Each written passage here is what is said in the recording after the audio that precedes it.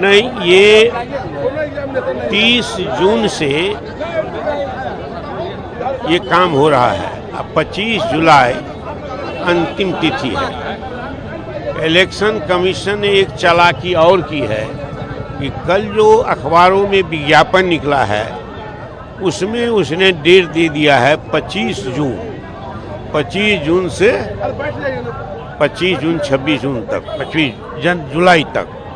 तो ये पहले नहीं था। जो फॉर्म वितरित किया गया है वो 30 जून के शाम से वितरित किया है। तो हम लोग 30 जून से 25 जुलाई मानते हैं, 26 दिन हुआ।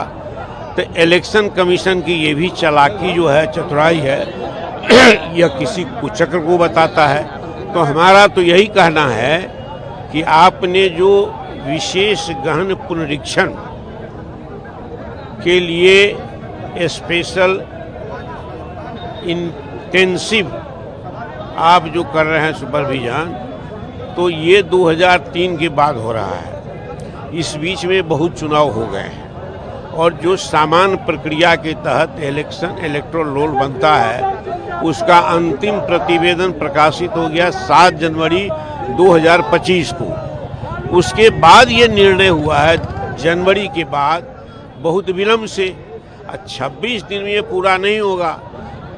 तब और जब आपने जन्म तिथि के लिए, जन्म स्थान के लिए, दोनों प्रमाण पत्र के लिए आपने सबसे ज्यादा प्रमाणिक है आधार कार्ड, उसको अमान्य कर दिया।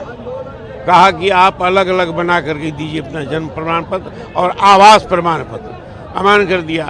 अब कल से आपने किया है, उसके लिए कोई आदेश आपने नहीं निकाला है। मौखिक रूप से कलेक्टर का रहा सभी बीएलओ को कि नो डॉक्यूमेंटेशन, सिग्नेचर लो, अंगूठे का निशान लो और सभी फॉर्मेट को अपलोड कर दो इलेक्शन कमीशन को।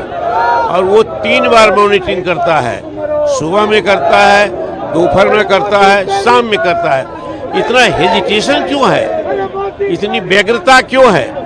तो इसका मतलब है इसके पीछे कोई गहरी चाल है, गहरी सुनियोजित योजना है, सुविचारित है।